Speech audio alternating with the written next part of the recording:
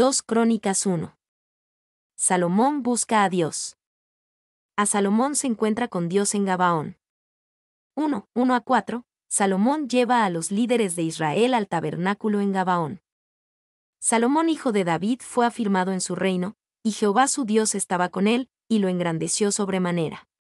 Y convocó Salomón a todo Israel, a jefes de millares y de centenas, a jueces y a todos los príncipes de todo Israel, jefes de familias.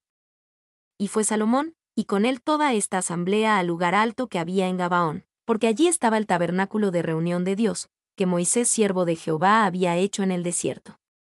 Pero David había traído el arca de Dios desde Kiriat Jearim al lugar que él le había preparado, porque él le había levantado una tienda en Jerusalén.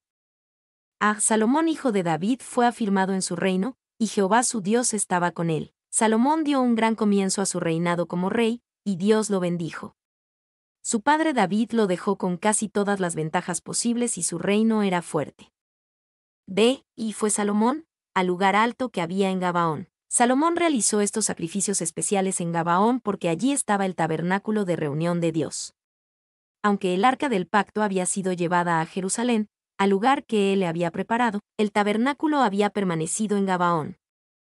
Y Morgan comenta sobre la frase, tabernáculo de reunión, es decir, era el lugar donde la gente se encontraba con Dios. Esa es siempre la idea, no el encuentro de la gente entre sí, sino su encuentro con Dios.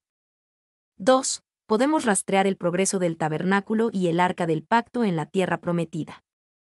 Josué llevó el arca y el tabernáculo a Silo, Josué 18.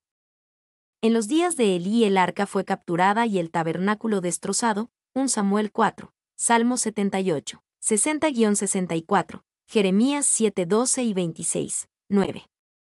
El arca regresó a Kiriat Jearim, 1 Samuel 7, 1, 2. Saúl restauró el tabernáculo en Nab, 1 Samuel 21. Saúl movió el tabernáculo a Gabaón, 1 Crónicas 16, 39-40. David llevó el arca a Jerusalén y construyó una tienda temporal para ella, 2 Samuel 6:17, 2 Crónicas 1:4. 3. Hay muchas razones para explicar por qué David no llevó el tabernáculo de Gabaón a Jerusalén. Él pudo haber creído que si el tabernáculo era llevado allí, la gente estaría satisfecha con eso, y perderían la pasión y la visión por el templo que Dios quería que se construyera. Puede ser que el tabernáculo solo fuera movido cuando era absolutamente necesario, como cuando ocurrió un desastre en Silo y en Nab. Puede ser que David se concentrara simplemente en construir el templo, no en continuar con el tabernáculo. 2, 5-6, Salomón y la asamblea buscan a Dios juntos. Asimismo, el altar de bronce que había hecho Bezaleel hijo de Uri, hijo de Ur, estaba allí delante del tabernáculo de Jehová, al cual fue a consultar Salomón con aquella asamblea. Subió, pues, Salomón allá ante Jehová, al altar de bronce que estaba en el tabernáculo de reunión, y ofreció sobre él 1000 holocaustos. Asimismo, el altar de bronce que había hecho Bezaleel hijo de Uri, hijo de Ur, estaba allí delante del tabernáculo de Jehová. Este era el mismo altar hecho en el desierto entre Egipto y la tierra prometida, Éxodo 38, 1, 2. Este altar tenía al menos 500 años y había recibido muchos sacrificios durante la larga historia de Israel desde el Éxodo. Al cual fue a consultar Salomón con aquella asamblea. Salomón y el pueblo de Dios fueron a consultar al Señor en el lugar de los sacrificios expiatorios. Este era el equivalente del Antiguo Testamento a acercarse a la cruz al buscar a Dios. Y este fue un evento importante que marcó el comienzo ceremonial del reinado de Salomón. Salomón quiso demostrar desde el principio que buscaría a Dios y guiaría al reino a hacerlo. Y ofreció sobre él 1000 holocaustos. Esta cantidad casi grotesca de sacrificio demostró tanto la gran riqueza de Salomón como su corazón para usarla, para glorificar a Dios. 3, 7-10, la petición de Salomón. Y aquella noche apareció Dios a Salomón y le dijo, pídeme lo que quieras que yo te dé. Y Salomón dijo a Dios, tú has tenido con David mi padre gran misericordia, y a mí me has puesto por rey en lugar suyo. Confírmese pues, ahora, oh Jehová Dios, tu palabra dada a David mi padre, porque tú me has puesto por rey sobre un pueblo numeroso como el polvo de la tierra. Dame ahora sabiduría y ciencia, para presentarme delante de este pueblo, porque ¿quién podrá gobernar a este tu pueblo tan grande? Apareció Dios a Salomón. Un Reyes 3:5 nos dice que esta increíble visita de Dios sucedió en un sueño. Este es uno de los sueños más significativos de la Biblia. Y es interesante notar que a pesar del hecho de que el arca no estaba allí, Dios se reunió con Salomón y se comunicó con él, Morgan. Aquí Dios dejó en claro que su presencia no debía restringirse supersticiosamente a una asociación con el arca del pacto. Pídeme lo que quieras que yo te dé. Esta era una promesa asombrosa. Dios parecía ofrecerle a Salomón lo que quisiera. Esto no era solo porque Salomón sacrificó 1000 animales. Era porque su corazón estaba entregado a Dios, y Dios quería hacer algo en Salomón a través de esta oferta y su respuesta. Y la reacción natural al leer esta promesa de Dios a Salomón es desear tener tales promesas. Las tenemos. Pedid, y se os dará, buscad, y hallaréis, llamad, y se os abrirá. Mateo 7:7. Si permanecéis en mí, y mis palabras permanecen en vosotros, pedid todo lo que queréis, y os será hecho. Juan 15:7. Y esta es la confianza que tenemos en Él, que si pedimos alguna cosa conforme a su voluntad, Él nos oye. 1 Juan 5:14. 2. El problema para muchos cristianos, entonces, no es si recibirán algo cuando lo pidan, sino si pedirán algo. Selmen. C. Tú has tenido con David mi padre gran misericordia. Antes de responder a la oferta de Dios y pedir algo, Salomón recordó la fidelidad de Dios tanto para David como para él mismo. Dame ahora sabiduría y ciencia. Salomón pidió más que gran ciencia. Él quería sabiduría, y según 1 Reyes 3, la quería en su corazón, no solamente en su cabeza. Para presentarme delante de este pueblo, esta era una expresión hebrea que significaba, para cumplir con mis deberes ante este pueblo. Salomón pidió la ciencia y la sabiduría necesarias para ser un buen rey. Y tales palabras se referían originalmente al liderazgo militar, 1 Crónicas 11:2, cf. 1 Samuel 18:13, pero aquí se amplían para representar una buena administración gubernamental en general. Payne. D. Dios responde la petición de Salomón. 1:11-12, Salomón recibe sabiduría y bendiciones de Dios.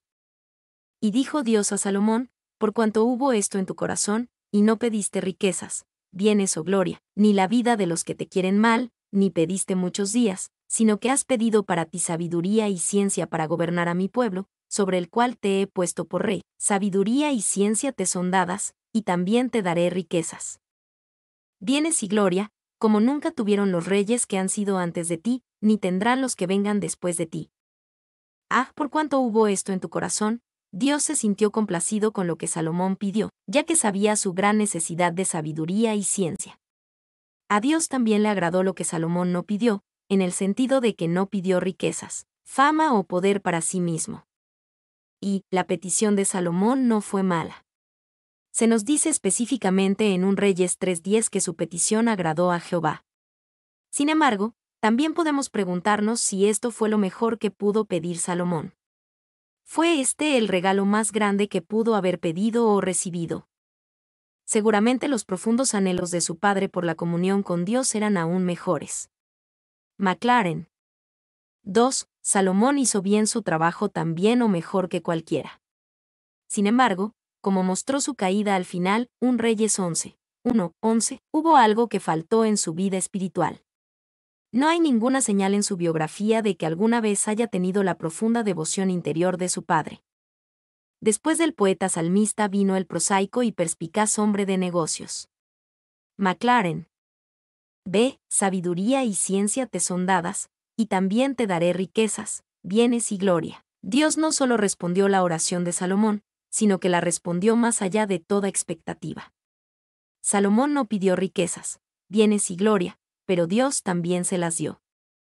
Y la respuesta de Dios fue un hermoso ejemplo del amor y la gracia desbordantes del corazón divino.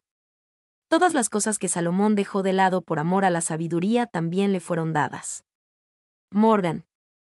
2. Apareciendo en su sueño, Dios respondió la oración de Salomón y lo hizo sabio, poderoso, rico e influyente. Su reinado fue glorioso para Israel. Al mismo tiempo, su final fue trágico. Podemos decir con justicia que Salomón desperdició estos dones que Dios le dio. Aunque logró mucho, pudo haber hecho mucho más y su corazón se desvió de Dios al final. 1 Reyes 11, 4-11. 2. En lugar de ser el más sabio de los hombres, no se volvió más bruto que cualquier hombre. No perdió incluso la conciencia de su creador y adoró las abominaciones de los moabitas, los sidonios, etc., ¿y no fue tal idolatría una prueba de la más grasa estupidez? Cuán pocas pruebas da su vida de que el misericordioso propósito de Dios se cumplió en él. Recibió mucho, pero habría recibido mucho más si hubiera sido fiel a la gracia dada. Ningún personaje de las Sagradas Escrituras nos decepciona más que el personaje de Salomón. Clarke, comentando sobre 1 Reyes 2, 13-17, la gran riqueza de Salomón. Y desde el lugar alto que estaba en Gabaón, delante del tabernáculo de reunión, volvió Salomón a Jerusalén, y reinó sobre Israel. Y juntó Salomón carros y gente de a caballo, y tuvo 1,400 carros y 12,000 jinetes, los cuales puso en las ciudades de los carros y con el rey en Jerusalén. Y acumuló el rey plata y oro en Jerusalén como piedras, y cedro como cabrahigos de la cefela en abundancia. Y los mercaderes del rey compraban por contrato caballos y lienzos finos de Egipto para Salomón. Y subían y compraban en Egipto un carro por 600 piezas de plata, y un caballo por 150. Y así compraban por medio de ellos, para todos los reyes de los heteos, y para los reyes de Siria. Volvió Salomón a Jerusalén, y reinó sobre Israel. Salomón realmente reinó o comenzó su reinado con la gran sabiduría que Dios le dio en Gabaón. Un ejemplo famoso de esta sabiduría se encuentra en 1 Reyes 3, 16-28, donde juzgó sabiamente entre dos madres que reclamaban el mismo bebé como propio. Y juntó Salomón carros y gente de a caballo. Los famosos establos de Salomón muestran la gran caballería que reunió para Israel. Desafortunadamente, también muestra que Salomón no tomó la palabra de Dios tan en serio como debió. En Deuteronomio 17:16, Dios habló específicamente a los futuros reyes de Israel, pero él no aumentará para sí caballos. Y acumuló el rey plata y oro en Jerusalén como piedras. Cuando pensamos en la gran riqueza de Salomón, también consideramos que originalmente no puso su corazón en las riquezas. Pidió deliberadamente sabiduría para dirigir al pueblo de Dios en lugar de riquezas o fama. Dios también prometió darle a Salomón riquezas y fama. Y Dios cumplió su promesa. Y también consideramos que Salomón dio un testimonio elocuente de la vanidad de las riquezas como predicador en el libro de Eclesiastés. Mostró poderosamente que no hay satisfacción final a través del materialismo. No tenemos que ser tan ricos como Salomón para aprender la misma lección. 2. Ciertamente, Salomón presidió un reino próspero y rico. Sin embargo, el cronista también nos advierte aquí. Él asume que conocemos las instrucciones para los futuros reyes de Israel en Deuteronomio 17, 14-20. Él asume que conocemos el versículo 17 de ese pasaje, que dice, ni tomará para sí muchas mujeres, para que su corazón no se desvíe, ni plata ni oro amontonará para sí en abundancia. Dios bendijo a Salomón con grandes riquezas, pero Salomón permitió que esa bendición se convirtiera en un peligro porque desobedientemente multiplicó plata y oro para sí mismo. 3. No había nada de malo en todo esto, pero creó un peligro muy sutil. La prosperidad es siempre un peligro más insidioso para los hombres de fe que la adversidad. Morgan. D. Y los mercaderes del rey compraban por contrato caballos y lienzos finos de Egipto para Salomón. Al final de esta gran descripción de la riqueza y el esplendor de Salomón, tenemos el sonido de esta nota oscura.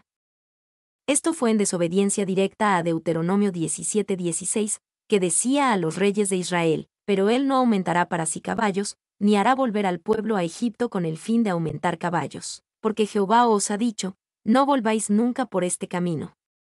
Y la Nueva Traducción Viviente tiene, los caballos de Salomón se importaban de Egipto y de Cilicia. Cilicia estaba en lo que ahora es el sur de Turquía, en el extremo oeste del Mediterráneo, un antiguo proveedor de caballos.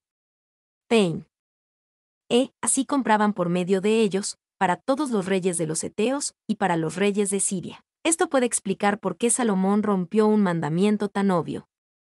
Quizás la importación de caballos de Egipto comenzó como un comercio como agente en nombre de otros reyes. En base de esto, tal vez Salomón podría decir, estoy importando caballos de Egipto, pero no lo hago para mí mismo. No estoy quebrantando el mandato de Dios. Muchos ejemplos de desobediencia grave comienzan como ingeniosas racionalizaciones. Y es difícil saber en qué orden se expresó la transigencia de Salomón. Sin embargo, es posible decir que esta desobediencia a esta orden aparentemente pequeña inició la caída de Salomón. Primero, en desobediencia multiplicó caballos para el servicio de su reino y los obtuvo de los egipcios. 1 Reyes 4:26, 10, 28-29. Luego, debido a estas conexiones con Egipto, se casó con la hija del faraón, 1 Reyes 3:1.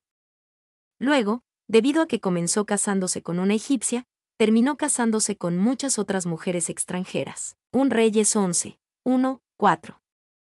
Luego, debido a la presencia de esposas extranjeras, construyó templos para sus dioses para que los utilizaran. 1 Reyes 11, 7-8.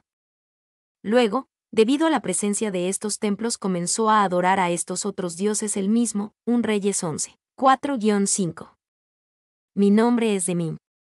Soy tu asistente personal.